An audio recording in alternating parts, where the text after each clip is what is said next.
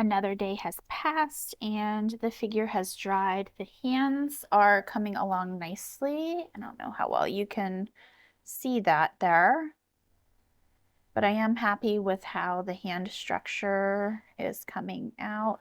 I'm not really happy with the spoon here. I'm going to do some adjustments there, but I do like the way the rest of the surface is coming out. I need to fill in the legs and do the feet, so let's get to work.